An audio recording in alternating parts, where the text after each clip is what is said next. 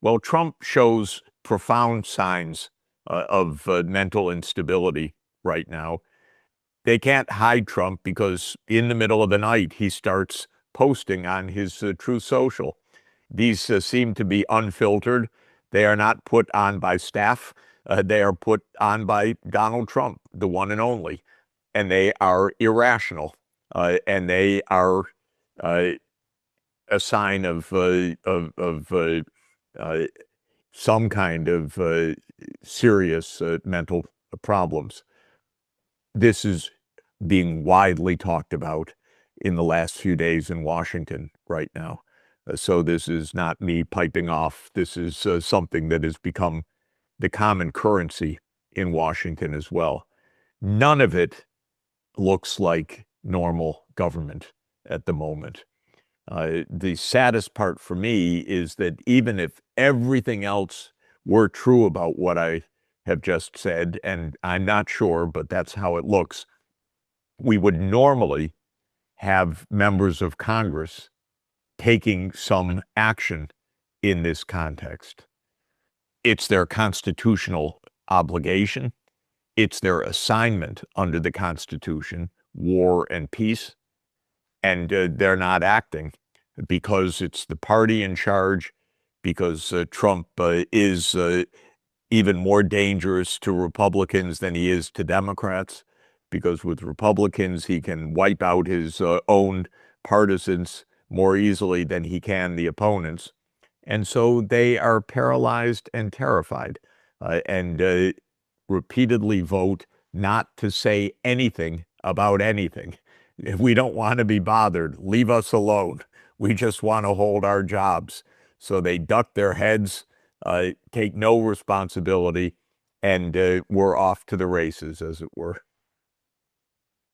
No, I think definitely with Trump, we see there's some deficiencies with his personality. There might be some mental problems adding on top of this. And the fact that he divorced himself from key institutions also, of course, undermines rational statecraft. But as you said, we saw similar things with Biden. That is not just a cover-up, but that also begs the question who was essentially running the White House when he was not mentally present. So, you can point to maybe a polarized society and political system where you don't only hate the opposing side, but you make excuses for your own because you have to protect them, and because the alternative is someone you think is the enemy.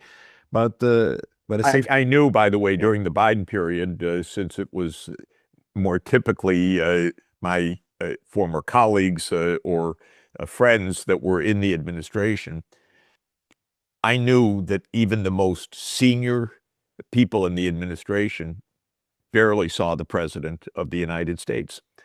So even the most senior people in departments were telling me, oh, we don't really know what's going on. It's the White House. There are a couple of handlers, his wife, a couple political advisors, a couple insiders.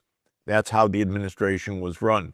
We had the same phenomenon at the aftermath of World War I when Woodrow Wilson had a stroke. And this was known inside, but kept hidden from the public by the wife. And so this is an American tradition, actually, of incapacitated presidents. We're not a parliamentary system where there's a prime minister who's head of the lead party of the coalition of a parliament. We're a presidential system where one person is vested with the profound powers.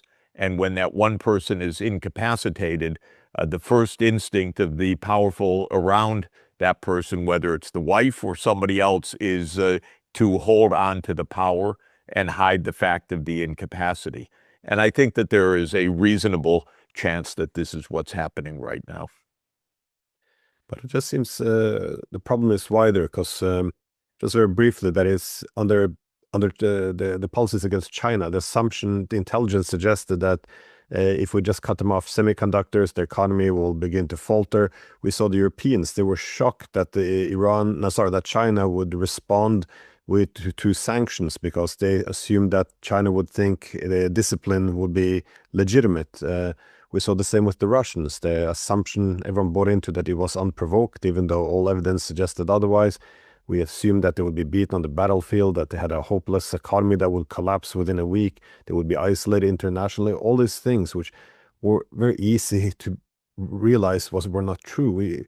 We still base our policies on it, and when the reactions come, you see the politicians are genuinely baffled. It's just I don't understand anymore what is how this is real. The the incompetence of the administrative system in Washington is extremely high now. First, remember that in the U.S. political system, when a new government comes in, the top 6 or 7 levels of the hierarchy actually are political. People are vacated. The people that come in, especially these days, are incompetent. This is a corrupt political system in which money buys the office. And so the people that are coming in are not people of deep professional talents. They are people that are either placed in the position by a powerful interest that has paid for the campaign, or perhaps they're a friend of Trump or Biden. But we have a deinstitutionalization. All of the issues you mentioned have been handled by amateurs of the most amateurish kind. The entire trade war last year was, again, just like this war with Iran, handled by a few people completely out of knowledge or professional experience or training for these issues. Trump is, whatever else one says about him, completely illiterate economically. He has no concepts of what he's talking about, no formal training and no understanding of even basics like trade deficits. Then he picked Howard Lutnick, a incompetent business friend from New York. Peter Navarro, I think the worst PhD my economics department ever issued, an utter incompetent with no professional reputation or experience, but an ardent protectionist. And it was a handful of these people that implemented last year's illegal, destabilizing, confused, and failed trade policy, including with the retaliation by China, which in 2 days told the United States, you can't win, you just lost. And so, yes, this is exactly what has happened. With Biden, I saw it the same thing, the same issue that you just raised, that they thought Putin would fold or fall immediately. Our sanctions, the nuclear threat of cutting Russia off from SWIFT, this will bring down the Russian economy, and so on. My God, are you kidding? So this has been simply a deinstitutionalized process, not competent people, and with an objective which is impossible to achieve. And the objective is a hegemon, a would-be hegemon that has lost a tremendous relative amount of power and influence, flailing around to protect its dominance. And that is the story of Ukraine, it's the story of China, and it's the story of Iran in 3 different cases, each one of which is the assertion by these amateurs in a failed process that the United States can simply pound its way through anything. And this is Trump's MO until this moment, which is I make the demands and the other side folds. None of it works. He was going to settle the Ukraine war in a phone call. He was going to show China who's who. He was going to choose the next leader of Iran. So that's a personal level delusion. It's an institutional failure. And the backdrop is a failure of the United States to recognize a multipolar world. That's the fundamental failure.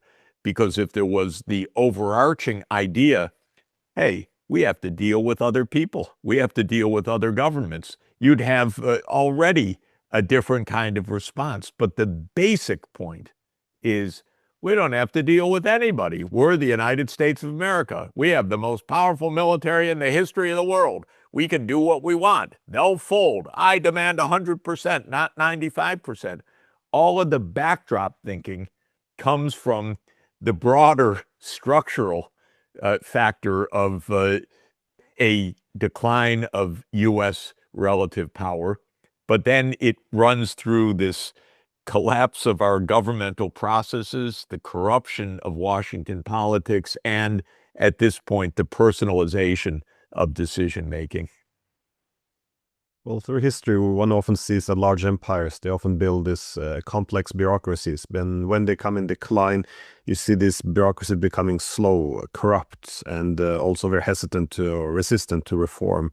And elite competition, it continues to intensify. So it's not unprecedented, but I'm not sure where this is coming from, to be honest. But anyways, in the U.S. case, just to say, the U.S. bureaucracy has always been less of a structure in most of the government than in other governments because of this very high turnover and politicization of the senior levels. The one place where that's basically not true has been the CIA, which is a core to U.S. foreign policy, which has been structured, and you put in a director who was quickly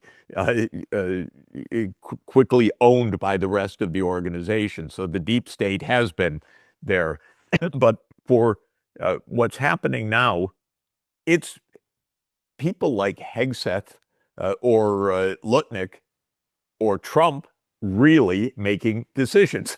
And they happen to be awful and ignorant and unstable, delusional, but they're really making decisions. So that is that is actually the surprise, as it were.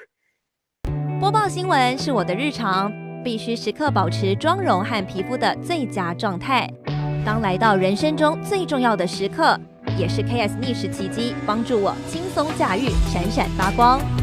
KS 逆时奇迹活肤露全效精华、精华霜，多达5种 EGF 6大冻龄关键成分，保湿效果让我非常满意，小细纹也不再困扰我。